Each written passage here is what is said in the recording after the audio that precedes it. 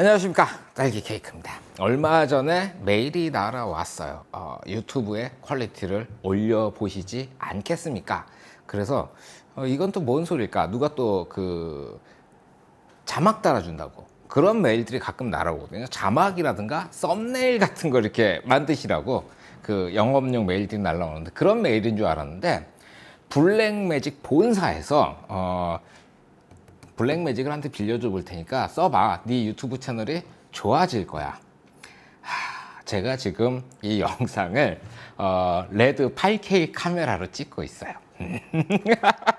근데 이게 왜 이러냐면은 저는 연출하고 촬영 전문가예요. 그리고 조명 전문가이기도 해요. 이 세 가지만 전문가예요. 그럼 전문가가 아닌 분야가 뭐가 있냐면은 편집 전문가가 아니에요. 저는 편집을 잘 못해요. 그리고 색깔 맞추는데 재능이 전혀 없어요. 그러니까 제가 올리는 대부분의 영상은 컷만 잘라가지고 제 개인 채널에 올리는 거예요. 그 이상의 다른 작업이 필요하면 다른 분들한테 이렇게 맡기게 되는 건데, 그러다 보니까 제 채널에 올라오는 대부분의 영상들은 원본이라고 생각하시면 돼요.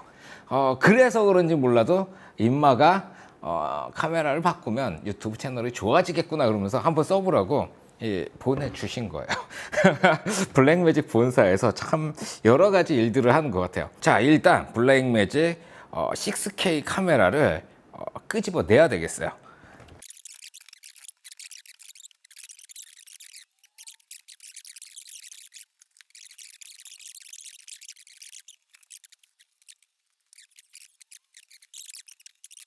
와, 근데 저도 전에 이제 4K를 한번 구입을 했다가 그걸 팔고 6K로 넘어갔다가 6K를 팔아버린 상황이었는데, 그때는 몰랐던 것들이 몇 가지가 있더라고요. 첫 번째, 요 상태로 쓰려고 생각을 했어요. 빌린 거니까 그냥 이렇게 쓰려고 그랬는데 이 나사선이 생각보다 얕아요. 그래서 일반 이런 셔틀러 플레이트 같은 것들 이렇게 갖다 꽂으면은 이게 여기 딱 안 달라붙는 거예요. 와, 그래서 되게 고민이 많이 되더라고요. 거기다가 얘는 구멍이 가운데 하나밖에 없잖아요. 4분의 1인치가. 그래서 요 스몰리그 같은 경우에는 이렇게 좌우에 핀이 올라와서 여기를 딱 고정하게 만들어 놨어요. 그러니까 이 케이지가 없으면 이 녀석을 사용하는데 애로사항이 정말 꽃이 피더라고요. 그래서 빌려 쓰는 건데 이걸 11만 원을 주고 샀어요. 와. 그리고 여기 자체적으로 배터리가 들어가죠. 뭐지? LP26인가요? 캐논 거.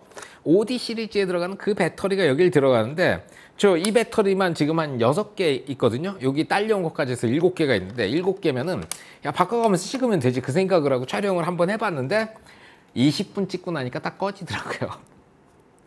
20분. 20분에 한 번씩 끊고 배터리 갈아 끼면서 가도 괜찮은데, 그게 말이 쉽지 실제로 해보니까 잘 안 되더라고요. 그래서 요거 D탭에서 여기다 파워를 연결해 주는 거, 요거 3만 원 주고 구입을 했습니다.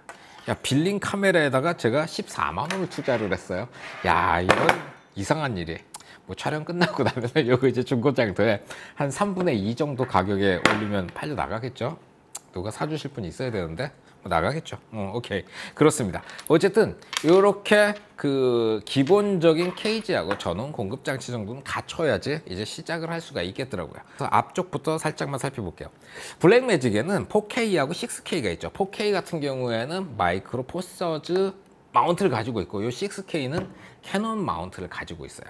그래서 장단점보다는 본인이 마이크로 포서즈 렌즈를 많이 가지고 계시다 그러면 4K 쓰세요. 괜찮습니다. 그리고 캐논 렌즈를 많이 가지고 있다 그러면은 캐논 마운트 사세요. 이것도 한 270만 원 정도 하고 4K가 좀 더 많이 저렴하죠. 뭐 그렇게 해서 아무거나 구입해서 사용하시면 그 면에 있어서 크게 문제될 게 없을 거라고 생각되고요. 그리고 센서 사이즈, 요거는 이제 슈퍼 35 센서가 돼 있어요. 그래서 저는 이제 사진을 10년을 하고 이제 영상을 10년을 한 사람인데, 사진 쪽에서 보면은 이제 1.5 크롭 뭐 그 정도라 그러는데, 실상 들여다 보면은 16대 9 비율로 만들어진 센서라서 이거는 1.5 크롭보다는 슈퍼 35라고 보시는 게 옳다는 생각이 들고요. 되게 재밌는 게, 이렇게 해가지고 촬영을 했을 때 이게 6K거든요. 풀로 다 쓰게 되면 6K를 하게 되는데, 여기 이제 파일 포맷을 보게 되면 이렇게 켜가지고 요 줄무늬 있는 거 딱 눌러보면은 파일 포맷들이 이렇게 나와요. 여기에 블랙매직 RAW하고 그리고 프로레스 두 가지를 선택해서 촬영할 수 있는데, 프로레스로 들어가면 2K 촬영도 가능하거든요. 레드 같은 카메라들은 이렇게 해서 좀 작은 사이즈로 촬영을 하면 8K를 쓸 때 센서를 이렇게 쓴다, 그러다가 4K로 줄인다 그러면 이걸 전체가 그 4K로 들어가는 게 아니고 이렇게 줄어들어요. 그리고 4K에서 2K로 간다 그러면 거기서 센서를 더 조금만 사용해요. 2K 영역만 이렇게 쓰게 되는 거죠. 그러니까 이미지 크기를, 그러니까 저장되는 크기를 줄이게 되면 사용할 수 있는 센서의 사이즈도 같이 따라서 줄어버리는 결과가 나오는데, 얘 같은 경우에 2K로 촬영하면서 촬영 면적을 6K 면적을 다 사용하는 기능이 있어요. 그런 면에 있어 가지고는 굉장히 고무적이더라고요. 되게 부러웠던 기능이 그거예요. 센서 면적을 효과적으로 다 쓸 수 있다는 거. 그거 상당히 마음에 들었던 점입니다. 자, 그리고 그 바로 뒤로 넘어가면 여기 배기구. 여기 흡기구예요. 위에가 흡기, 아래쪽이 배기예요. 촬영 들어가면은 여기서 뜨거운 바람이 뻘뻘뻘뻘 이러면서 나와요. 그래서 아마 제가 지금 여름에 좀 가지고 있었는데 열 때문에 과열로 이 카메라 꺼지고 그런 경우는 거의 없었어요. 그리고 팬 돌아간다고 소리도 안 나고 되게 그 부분은 잘 해놨더라고요. 자, 옆으로 넘어가서 단자들이 있죠. 위에서부터 마이크하고 헤드폰 3.5파이 단자가 있고요. 그리고 그 아래쪽으로 쭉 내려가면 제일 아래쪽에 또 XLR, 미니 사이즈의 XLR을 이용해 가지고 마이크를 꽂을 수 있는 단자가 있어요.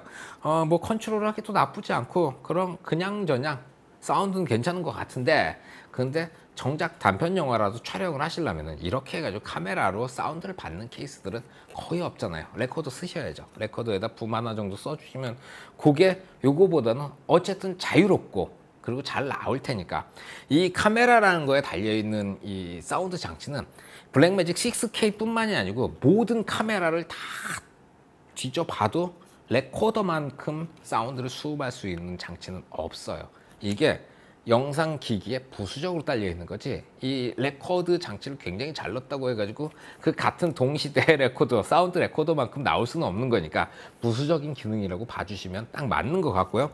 그 밑으로 HDMI 단자가 A 타입으로, 그러니까 제일 큰 걸로 들어가 있어요. 이게 그냥 쓰기에 좋으니까 만족스러운데, 문제가 뭐냐면은 여기에다가 이제 이런 모니터라든가 이런 거 연결해 가지고 작동을 하다가 잘못해서 여기에 뭔가 정기적인 저항이 걸리게 되면 이 HDMI가 날아가 버려요. 안에서 끊어져요. 뭐가 타버리나 봐요. 서지 프로텍터 뭐 그런 기능이 얘한테 없어요. 이번에 이게 온다고 했을 때 담당자분한테 연락을 해봤는데 그거 고쳤냐, HDMI 개선됐냐, 안 됐대요. 그러니까 이 HDMI는 항상 문제의 소지를 갖고 있어가지고 그게 아직도 걱정스러운 거죠. 쓰다가 망가지면 보내요. 어디? 싱가포르로 보내는 거예요. 그럼 거기서 고쳐가지고 보내오는데, 이게 보증기간이 끝나고 나면 그 다음에 어떻게 되는지 모르겠어요. 그 얘기는 제가 한 번도 못 들어봐가지고. 그래서 이 HDMI가 나중에 날아간 기계들이 이제 중고 시장에 굉장히 싸게 돌아다니게 되겠죠. HDMI 날아가도 그렇게 크게 문제가 안 될 것 같은 게, 이 뒤에 워낙 화면이 크다 보니까 이것 때문에 뭐 그냥저냥 쓰지 싶어요. 자, 그리고 나서 여기 외부에서 전원 들어오는 구멍이 있고요. 그리고 USB 타입C로 메모리가 들어간 구멍이 있어요. 이거는 굉장히 바람직하다고 생각을 해요. 이렇게 꽂아가지고 메모리를 이렇게 연결을 해서 사용할 수가 있는데, 블랙매직 RAW를 사용을 하시다 보면 블랙매직 RAW의 특징은 RAW를 압축한다는 데 있죠. 3대1 그리고 5대1, 8대1, 12대1 이렇게 압축해서 촬영할 수가 있어요. 근데 이 압축을 해도 파일이 결코 작지 않아요. 지난번에 가장 작은 사이즈로 이제 53분짜리 그 영상을 그냥 이렇게 옆에다 서브 카메라로 해놨는데 200기가 나오더라고요. 아니 200기가? 그래가지고 그 6K 30p였는데 그만큼 나와가지고 그걸 컨버팅을 해가지고 H265로 해가지고 이제 저장해가지고 그걸 사용을 하고 그랬었는데, 어쨌든 파일이 더럽게 커요. SD 카드라든가 여기 보면 이제 SD 카드하고 CPST 2.0이 이 반대쪽에 들어가거든요. 이거 가지고 촬영하면 메모리 비용을 감당하기가 쉽지가 않을 거라는 거죠. 사실 레드 카메라 같은 경우에 지금 쓰고 있는 게 이제 512기가짜리 메모리를 사용하는데, 저게 한 300만 원 정도 했던가 200만 원 정도 했던가 꽤 비싸요. 그거에 비하면 CPST 2.0도 좀 저렴한 편이긴 한데, 그래도 T5 가격을 따라올 수가 없죠. 요거 제가 1테라짜리인데 20만 원 정도 줬던 것 같아요. 상당히 경제적으로 메모리를 구입할 수 있도록 여기 배치가 되어 있는 거는 이거는 칭찬에 맞지 않을 수 없는 대단한 기능이란 생각을 가지고 있습니다. 자, 그리고 뒤쪽으로 넘어와 봅시다. 5인치급의 굉장히 커다란 화면을 가지고 있어요. 이거로 이렇게 들여다 보잖아요. 그냥 보고 찍을만 해요. 그냥 이렇게 보면서 찍을만 할 정도로 엄청나게 큰 화면을 가지고 있고, 야, 보조 모니터 안 써도 될 만큼의 어떤 그 정도 퀄리티를 보여주기 때문에 이거는 상당히 훌륭한데, 그런데 여기에는 이제 두 가지 단점이 따라붙게 되는 거죠. 하나는 화면이 이렇게 뒤로 앞으로 엎어졌다고 해야 될까요? 이렇게 밑에가 튀어나오면서 앞으로 이렇게 경사가 져 있어요. 그러다 보니까 이걸 들고 이렇게 화면 똑바로 보게 되면 이렇게 앞이 들려 올라가는 거죠. 이게 수평인 줄 알고 화면에 딱 수평을 딱 잡고 보면은 위를 찍고 있어요. 어차피 촬영할 때 화면을 보면서 촬영하니까 그렇게 크게 문제될 건 없고요.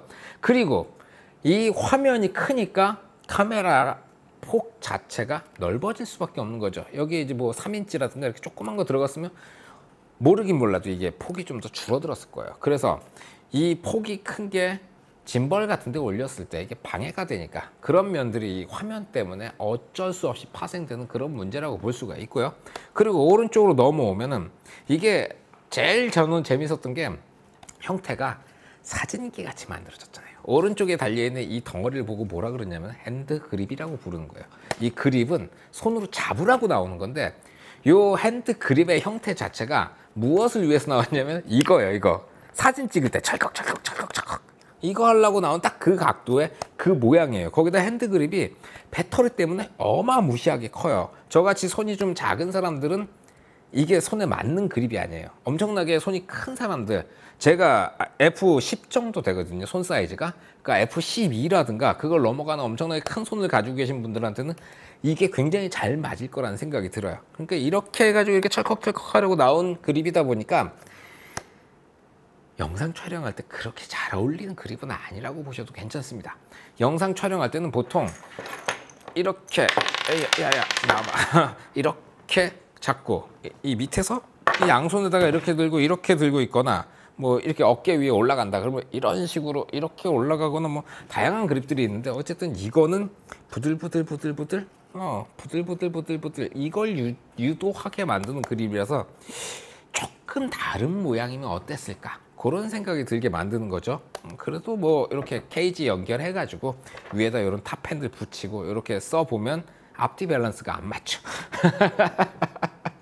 조그맣게 쓰기에, 그러니까 이름이 4K 시네마 카메라인데 조그맣게 사용하기에는 조금 무리가 따르는 면들이 있어요. 그래도 못 쓸 건 없는 거죠. 20분에 한 번씩 배터리 갈아 끼면서 그러면서 촬영하면은 그냥 그 4K 시네마 본연의 용도로 사용하는데도 크게 부담은 없을 거라는 생각이 드네요. 자, 잠깐 빌려 쓰는 카메라에 말이 너무 길어진 것 같아요. 그냥 적당히 이 정도에서 마무리를 했으면 좋겠고요. 메인 카메라로 뭐 얼사민이라든가 그런 걸 가지고 계시다면 서브 카메라로 쓰기에 딱 좋은 카메라라는 생각이 들어요. 이거 하나만 믿고 촬영을 진행하기에는 괜찮지 싶어요. 그것도 괜찮겠네요. 저도 이거 하나만 가지고 촬영을 진행하라 그러면 못할 거 없으니까요. 그냥 하시면 되는 거고. 블랙매직이라는 이 회사가 카메라를 만들기 시작한 지 얼마 안 돼 가지고 나온 그 뭐랄까요, 시행착오 그런 것들도 몇 가지 있고, 그리고 남들이 못하는 도전적인 어떤 기능들 그런 것들 여기다 가득 채워 넣어 가지고 그래서 만들어낸 카메라이기 때문에 그런 장점들도 있는 거고, 모든 제품에 1장 1단이 있는 법인데 이거 같은 경우에는 1장과 1단이 너무 극과 극으로 들어가 가지고 참 뭐라고 말씀드리긴 어려운데 그래도 괜찮은 카메라라는 생각을 가지고 있는 거죠. 자, 질문이 있으면 댓글로 남겨주시고요. 오늘은 여기까지 하겠습니다. 수고하셨습니다. 필승.